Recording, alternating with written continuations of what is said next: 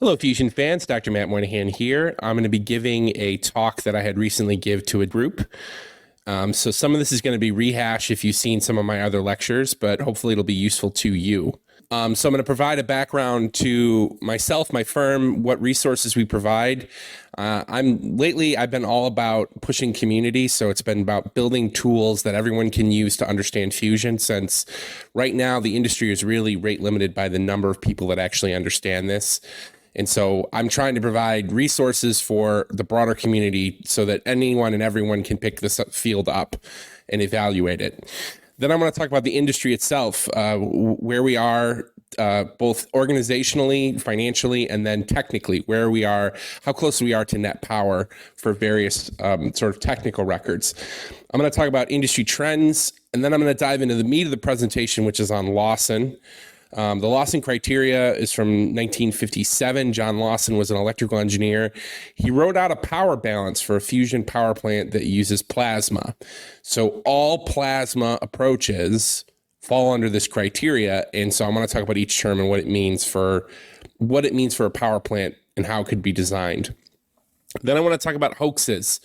Some red flags to look for when you're talking to fusion startups. This field has a long history, and if we don't learn from history, we're bound to repeat it. And I already see it happening right now with the same ideas coming up again that came up last year, 10 years ago, 25 years ago.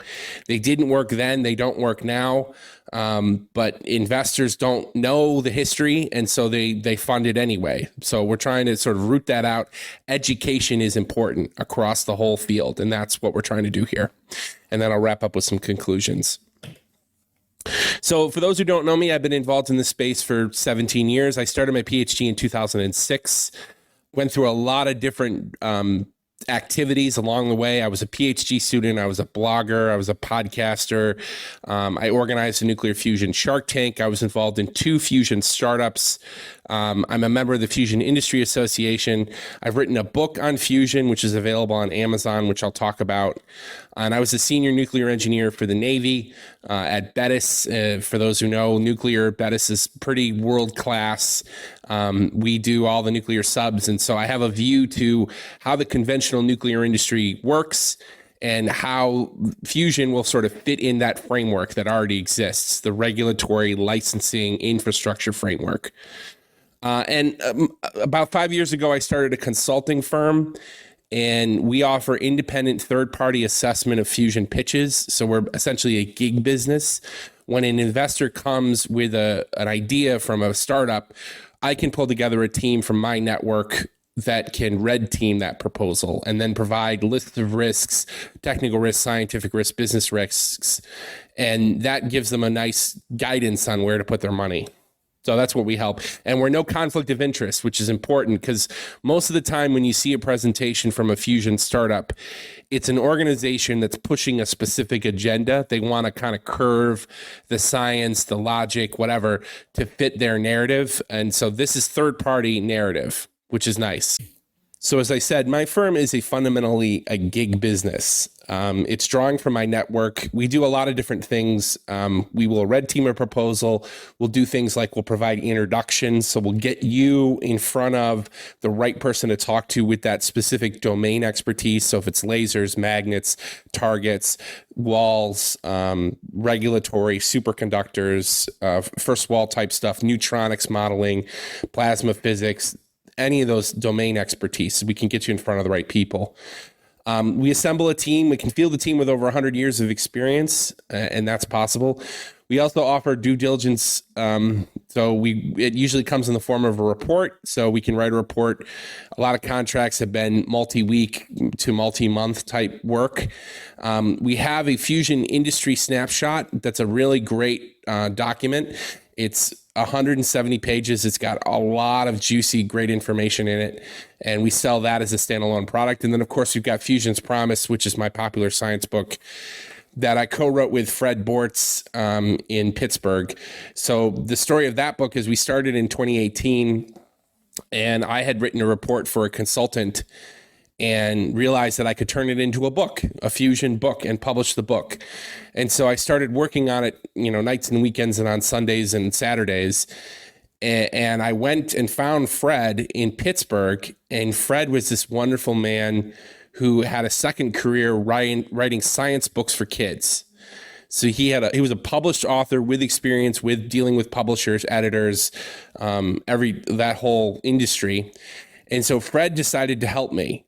So the two of us worked together, collaborated on the book. My job was to get all the material technically accurate, well organized, and together. And then I handed the draft to Fred, and Fred took it all the way out to normal plain English. So I'm really proud of the work. Is it a perfect book? No, but it has a lot of great information in it. And it's explained with pictures and illustrations over 250 images. 250 images are in that book. So images, cartoons, it's a great book. Get a copy. It's $40. It's on Amazon. And then on top of that, we offer joint consulting firms or consulting services with another firm called Fusion Advisory Services. This is an umbrella organization with multiple teams in it. Oxford Sciences, Fusion Energy Insights, Energy for the Common Good, and Woodruff Scientific are all part of this umbrella group. So if we need to expand the team, we've got ready-made expandable teams available. And I love the team approach to taking on technology. I firmly believe that teams will beat individual innovators 100% of the time. And a lot of these fusion startups are solo innovator type firms. You see a lot of that. So go with a team. It's a much better option. All right, so if you don't know already, I've got a great resource called Fusion Masterclass. It's available online. It's built around these learn machine learning in 8-hour type courses that you see on YouTube, except this one is for Fusion. So it's about 8 hours, a set of maybe 10 to 12 lectures, depending on where you draw the line. And they're anywhere from 35 minutes to an hour, and they cover different specific topics in Fusion. So it's totally revolutionary in terms of framework, because most of Fusion right now, traditionally it's been explained through the lens of a tokamak or a laser system. This is a more big tent approach. So we've got one lecture on lasers, one lecture on tokamaks, but then we've got other approaches spelled out here. So it's a great resource. Highly recommend it. It's free. It's on YouTube. Check it out. You can listen in your car, while you're running, at the gym, wherever. It's Fusion explained for normal people. So, okay, so let's get into it. The key points about private fusion. First of all, this is a completely new energy source that does not exist yet. I don't want the internet getting mucked up about this. We don't have fusion power yet, okay?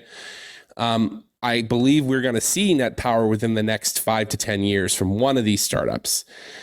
Net power essentially is the plane taking off, the Wright brothers moment. When net power occurs, what happens after that is you get a supplier base, companies, you get training firms, you start building an industry, you get the regulatory frameworks, you get the government on board, you get the popular science community on board. So the first step is the net power step, and I do believe we're going to see that soon from one of these companies, or maybe several of the companies.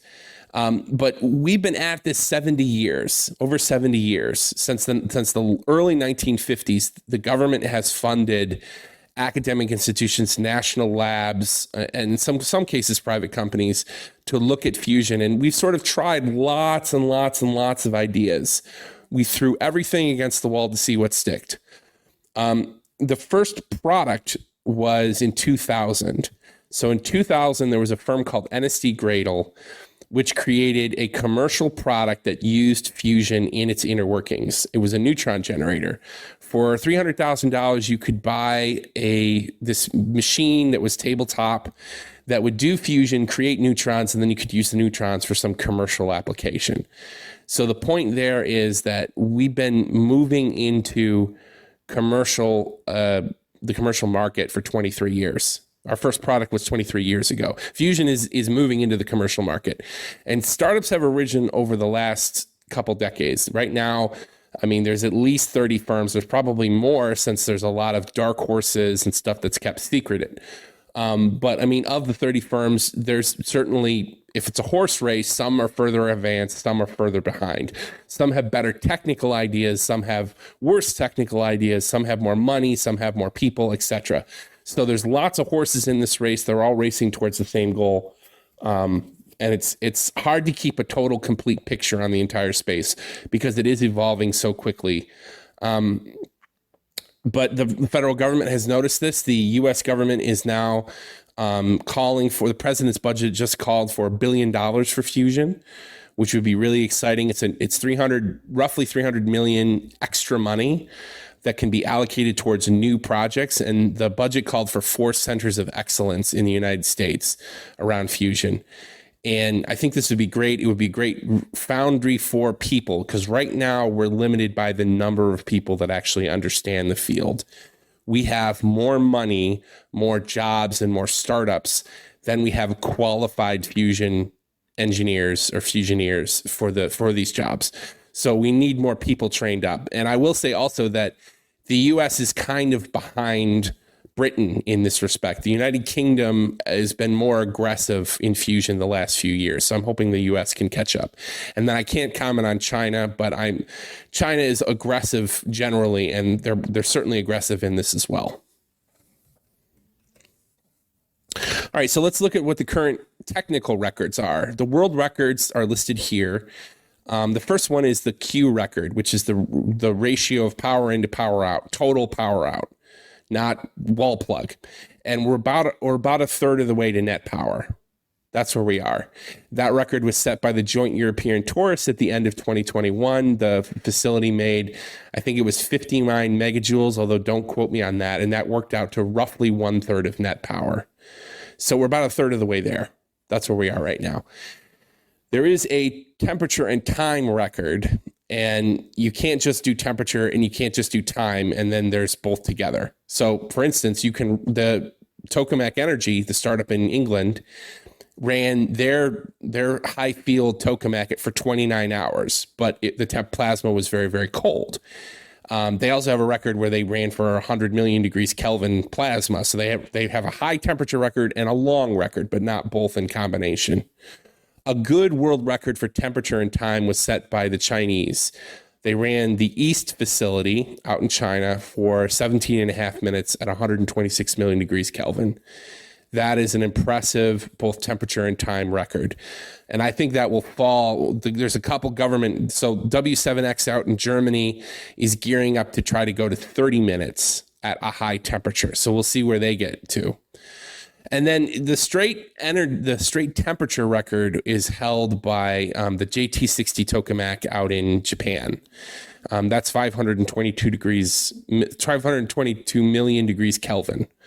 That's the electron temperature.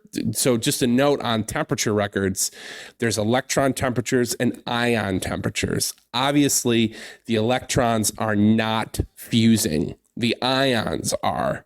So when you see a temperature record or a temperature claim, you got to remember that we can get the electrons super, super duper hot, but getting the ions to that temperature is a harder thing to do. Generally, they're two different temperatures, and the electrons are usually hotter than the ions. That tends to be what happens. So 522 million is a really high temperature. It was previously TFTR had a 502 million degree run and a 515 million degree run. So Princeton's very, very proud of that. And if you go to Princeton, there's a whole bunch of people there that are super proud of TFTR and how wonderful it was. Well, the record was eclipsed by the Japanese. So, and then the ICF shot record is 90,000 shots over 10 hours. If you watch fusion, the biggest news story of the last 6 months was the ignition on NIF. This broke into popular culture. It was actually on SNL, and 60 Minutes did a piece. The Financial Times did a piece. It was pretty much everywhere back in December. I think it was November timeframe. The November timeframe. But you got to remember that Livermore can only shoot about once a day, because it physically takes time for the laser to cool down. When you fire the laser, the energy goes through all the glass and the lenses and everything else, and it heats it up physically. So you have to cool it down. So By contrast, the Naval Research Laboratory has a facility where they form the laser beam in a gas container compartment.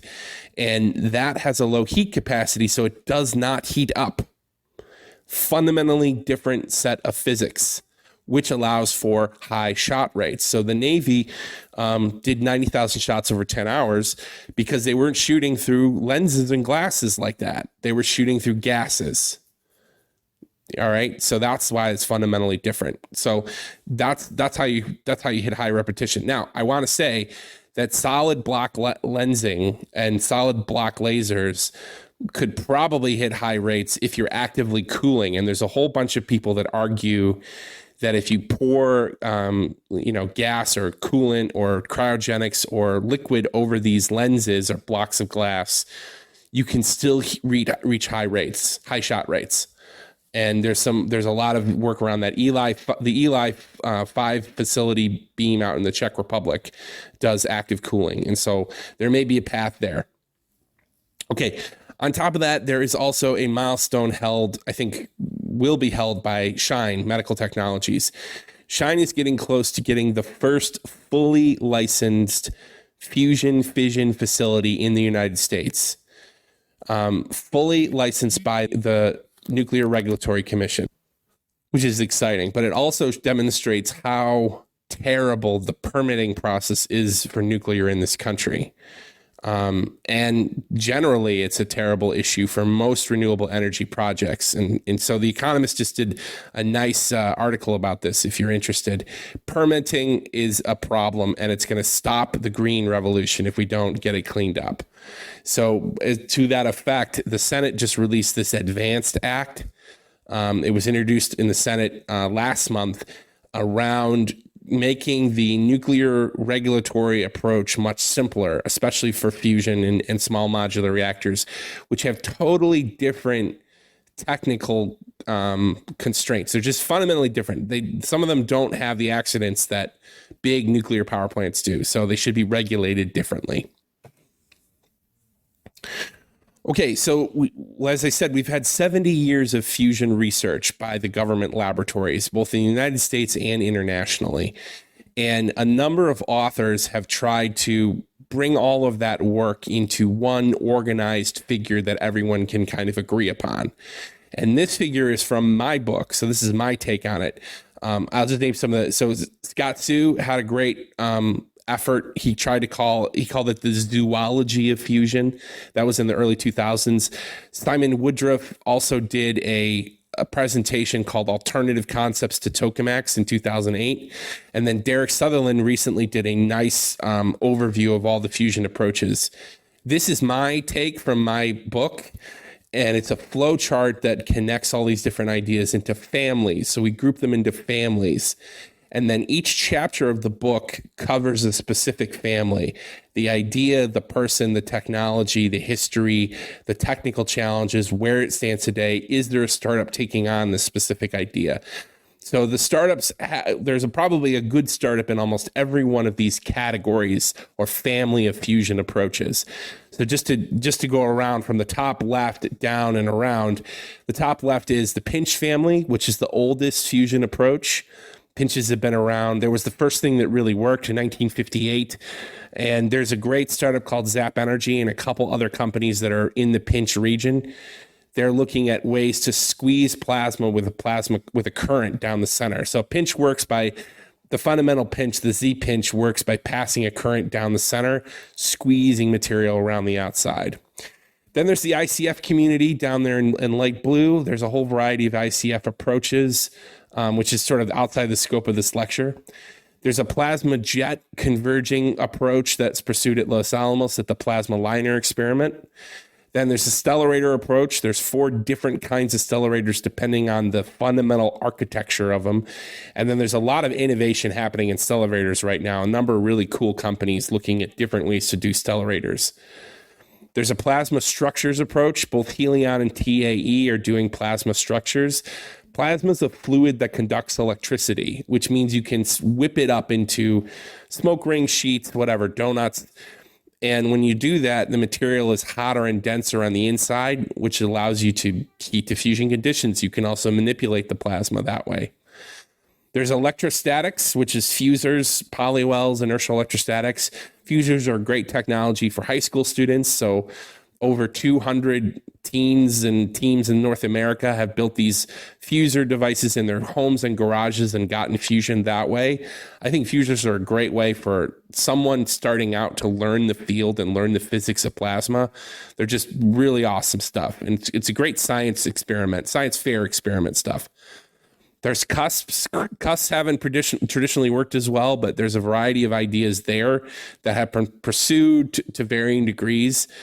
Of course, there's tokamaks, which are the worldwide heavyweight. Over 215 tokamaks have been built, planned, or decommissioned. And right now, tokamaks are probably the best chance to get to net power first. But that might not be true because there's a lot of startups that are trying to get there ahead of the two tokamak companies that are dominating the space. And then there's mirrors. Mirrors are a great program that was really heavily pursued in the 1970s and 80s in the United States. You know, it was a period when the government really tried. And what happened to the mirror program is really a tragedy. We had a wonderful fusion program with thousands upon thousands of engineers and scientists working on mirrors. And then the federal government just cut the program. And it was a really, really sad day for fusion. And I think right now, a lot of people are looking at mirrors for various applications because they harness this superconducting magnet technology. Okay, so this is a little bit cheeky, I admit, but I'm trying to make a point here. The big trend right now in fusion is taking an existing fusion approach and adding a super powerful superconducting magnet to it. Okay, this story has already played out in the tokamak world. Obviously, Tokamak Energy, Commonwealth were both founded on the premise that if you take this superconducting magnet and add it to a tokamak, you will get a net power reactor. That was the founding assumption of the firms. But what people are not thinking about, and I haven't seen much thought about, is what do those magnets do to everything else? Okay. I personally believe that there are other fusion reactors out there, fusion reactor designs out there that will work if you have 20, 30 or stronger Tesla magnets in them. So what does a 20 Tesla mirror machine look like? What does a super powerful magnet do to a plasma jet system or a cusp system or a pinch system or a stellarator system or a plasma structure system? I don't think these questions have really been answered. And I'll just speculate here a little bit, but I think if someone in academia needs to do this, they can model these approaches and then on the computer take these approaches up to the high fields and see what happens. I bet you there are regions where they don't work. There's probably regions where they would utterly fail and the structure would not be able to handle the mechanical loading of such a powerful field on the structure. There might even be places where they work great. I mean, the plasma physics might be fantastic when you have a 10 Tesla, 20 Tesla field. I mean, it's a magnetized plasma we know will scale up. I mean, that's the fundamentals physics of a tokamak, but what about these other systems? I think this is a big unexplored operating space. The whole industry, the trend across the industry, I think for the next 10 years is going to be superconductors added to fusion reactor concepts. That's going to be the big trend. So the field of superconductivity and the field of fusion are going to be closely linked together. And I also think that superconductivity and superconducting wire and magnets might be the biggest spin-out technology from fusion over the next 20 years. Because you can take the powerful magnet and you can put it in a motor, a generator, an MRI machine, a superconducting wire system, an energy storage system. There's a variety of spin-out technologies around HTS that are really exciting, really exciting. All right, so let's change gears for a second. for this talk, what I wanted to do was pull out some universal principles and concepts that would apply to a vast set of fusion approaches, because being a consultant, you see all kinds of stuff. You see general fusion's approach versus TAE's approach versus Helion's approach versus whatever. And after you look at a number of these systems, you start to see trends. And one of the universal principles is the power balance. Okay. And that's true for any engineered power plant anywhere, including a fusion power plant. You want to have more power out than you put in. And the person who first envisioned this was John Lawson, who wrote a power balance for a fusion reactor. And the reactor that he envisioned was basically the sun in a building. Okay.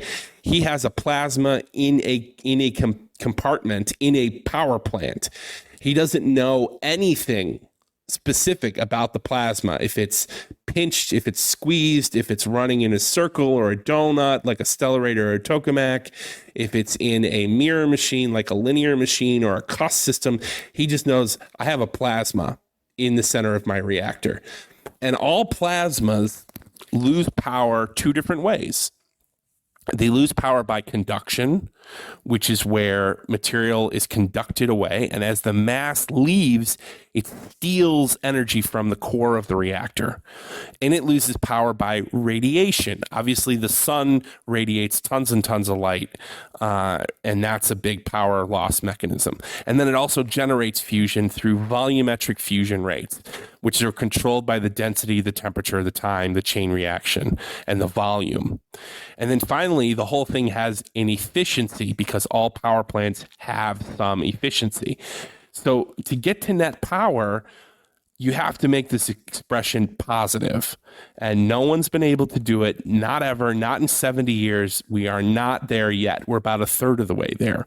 So that's the expression that needs to be the focus of most of these fusion companies. So let's look at this expression term by term. The first term is the fusion rate.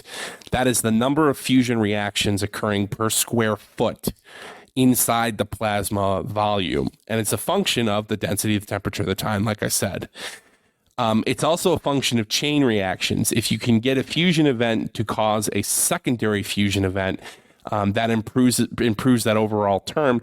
And it also is a function of the volume, like the overall volume of plasma. If there's more plasma fusing, you're getting more energy out of the entire reactor.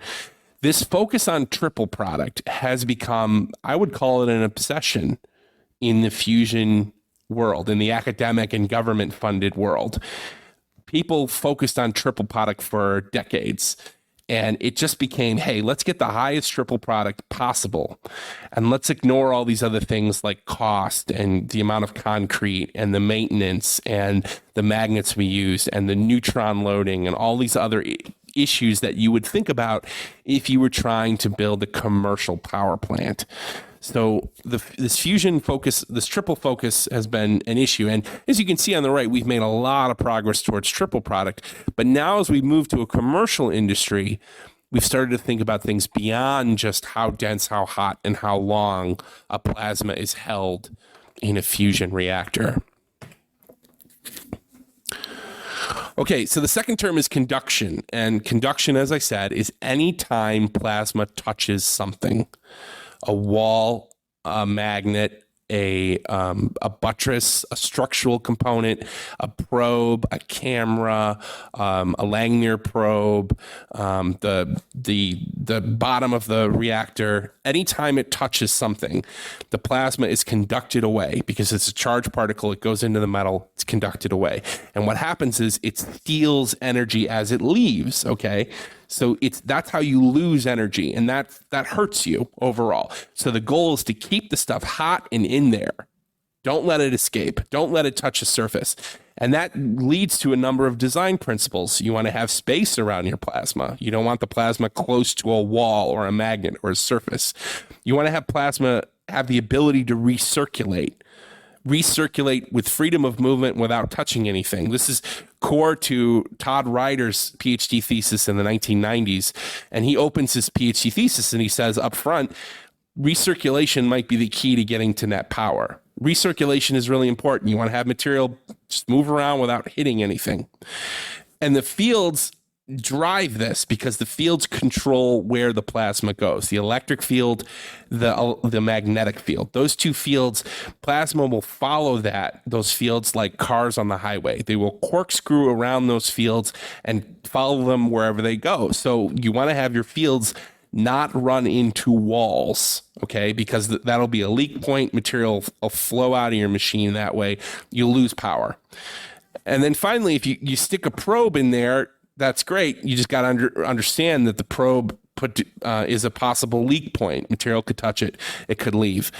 So for instance, where systems where the magnets were right up next to the plasma, like the Lockheed Martin approach, they actually put electric charges on the struts and the magnets themselves to try to keep the plasma out of there. It was a mitigating strategy. The goal is to keep material in there without losing it. Okay. And then, of course, there's radiation. Now, I don't have exact numbers, but I would guess that radiation is a lower loss mechanism than conduction. But in any case, whenever you have a hot plasma, it is radiating light, okay? And there's multiple plasma behaviors that underpin this. For example, an ion whipping around an electron and slowing down, or an ion bumping into another ion and losing some energy that way. The energy leaves as light.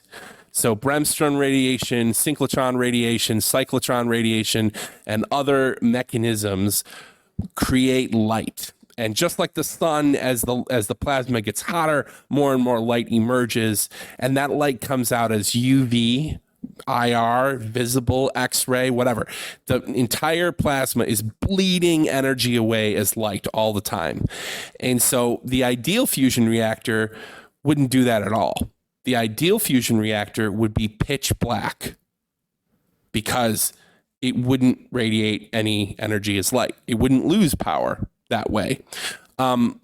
People have toyed with various weird, goofy ideas like light reflection, of course, things like that, X-ray reflection or visible light reflection to try to keep that energy in the reactor core. That sort of thing is kind of playing on the edges. It's a marginal effect. It's not really going to help you. You might get 1% or less, sort of minor advantages to that. But anyway, it's important to understand radiation is an issue, and there's plenty of theoreticians that will argue that certain concepts just fundamentally won't work because the radiation is so high that you lose power too much that way, and then you can't get power from the other terms in this expression.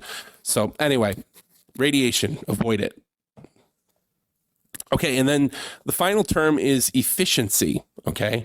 And a lot of the innovations that we see in the fusion startups nowadays have some innovation that fits in this category. So for instance, the Commonwealth Fusion Systems magnet technology greatly improves the efficiency of the power plant, the overall efficiency. It also plays into the other terms, the conduction term and the fusion term, but it's an efficiency driver. Zap Energy's shear flow stabilization technique improves the overall efficiency of the machine because it reduces the instabilities that destroy the fusion rate. So Helion has this exotic fuel cycle that it's patented that's incorporates helium-3 and a variety of other mechanisms. So it's not just a straight mechanism, it's got a secondary mechanism that they patented. That's an efficiency driver. Real-to fusion, they have an innovative capture approach that uses direct conversion. That's an efficiency driver. And then Excimer Energy, they also have a laser efficiency play. They're going to improve their laser plasma approach. Now you may ask, does this expression apply to IFE? I argue that it would, because when you're doing fusion in an imploding capsule, you still have fusion rates, you still have conduction, you still have radiation. Yeah. So yeah, efficiency, it's an important term. All right, I want to change gears and talk about hoaxes. If you're an investor, people are going to approach you with wild ideas. I've been in this space now 16 years. I've seen a lot of stuff. I've been out to a lot of garages and mini storages and people's homes where people are doing different things with fusion. One of the hallmarks of a hoax is the innovator or team is excessively secretive. I see that a lot. The two kind of go hand in hand. So if you meet someone that has you sign a whole bunch of excessive NDAs and then they have some secret laboratory or some secretive team, or they're very closed off, that's usually a red flag. Usually. A lot of times people that are ambitious, that want to do fusion, they have this personal fear that what they're doing isn't innovative enough. And so their whole personality can be built around doing something cool and innovative, but they kind of keep it hidden, right? That's an important part of it. The longer I've been in this game, the more and more I've moved towards teams, communities, groups of people. You know, just for example, nobody would ever claim that they could put somebody on the moon by themselves. Okay. You wouldn't expect some dude in a garage to put a man on the moon. And that's kind of what fusion power is. It's that big of a problem that it's not going to be done by one person or a group of small people. It's going to be done by lots of people working together in big groups. And so I'm trying to stay away now from people that are doing it solo. Another red flag is that a concept hasn't been published in open literature. To be fair to people, sometimes you want to hold back. I get that. There's one great example. Lockheed Martin spent many, many years and lots of money, and they have not yet published, as far as I know, they haven't yet published in an open literature. But we want to see stuff in open literature because, to be frank, usually what happens is you work 10 years on an approach, you hit a dead end that you can't solve. And because you didn't publish it, because you didn't put it out in the world, there's no one else around to pick up your work, because none of the other teams, none of the other academic groups, none of the other national labs was able to follow your work. So I want to see the stuff in open literature. Another category of stuff is approaches based off limited plasma effects that have to be scaled up to fusion reactor conditions. So there's a lot of examples of this. Where you see something cool in, say, another area of physics, like mass spec, or in electronics or power engineering, or some other, maybe quantum mechanics, for example. You see something really cool, an interesting paper, you pick it up and you say, I could take that effect and build a whole fusion reactor around it, okay?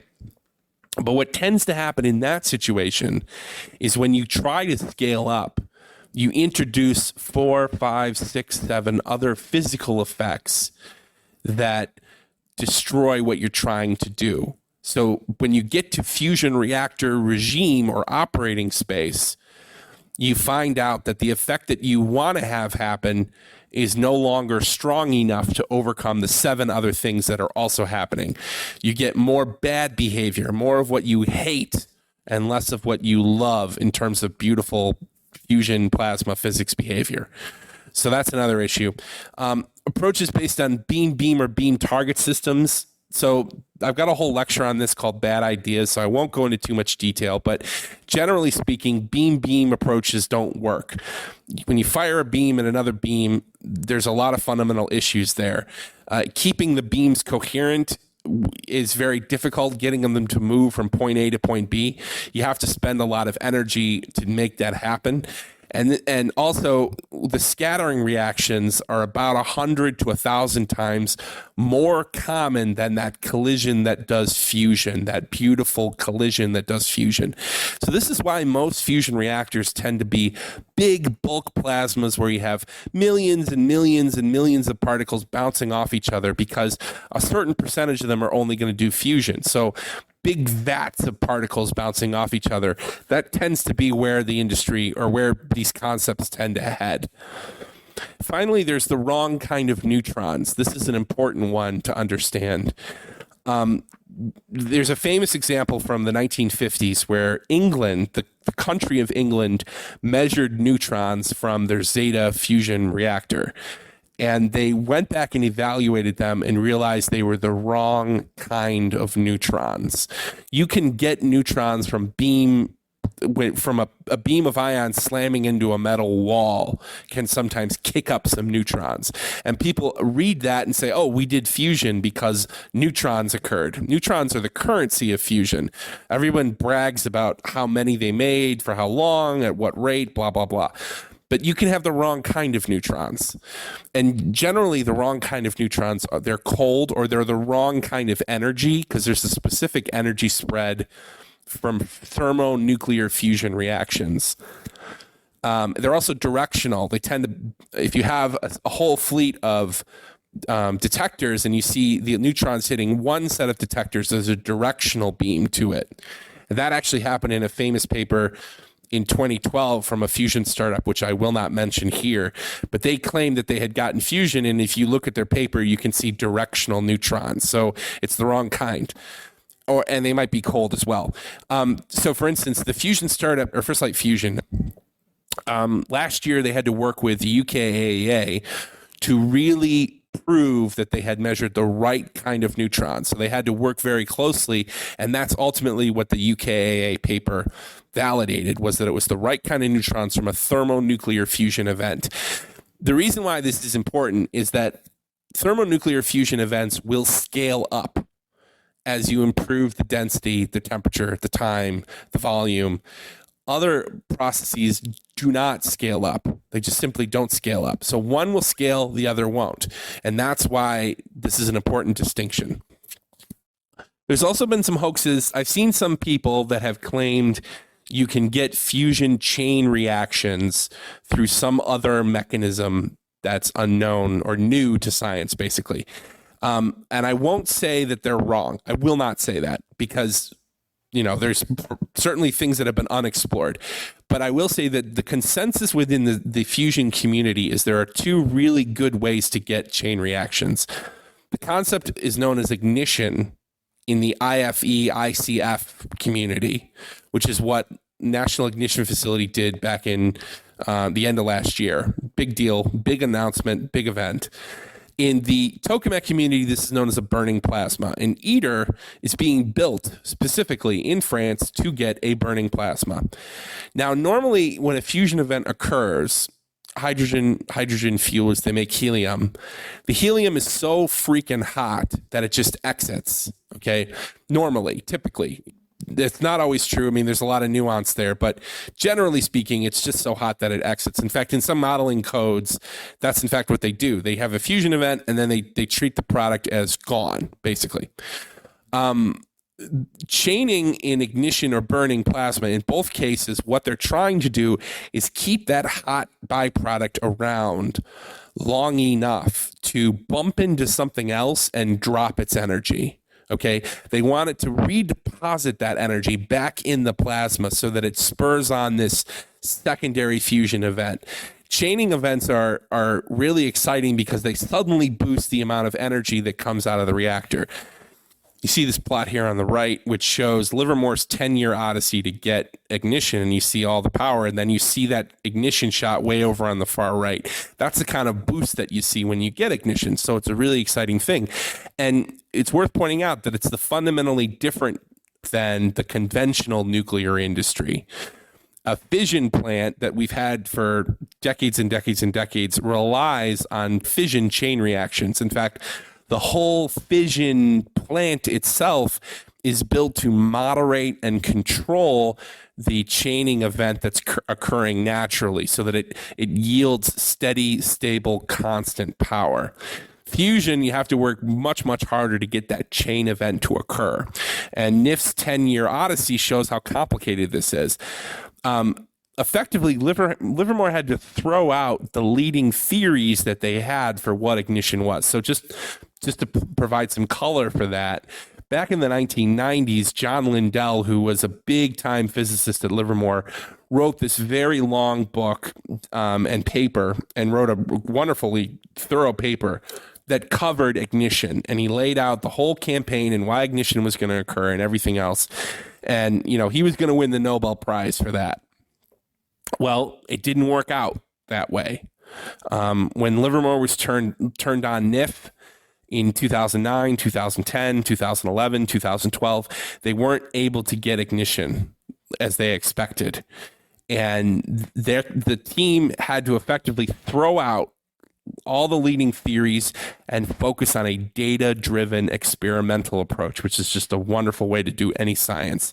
So you do an experiment, you make a change, you see an improvement, and then you sort of follow your nose and step slowly through by improving the experimental conditions to get better and better and better data. And that's what led to the ignition shot.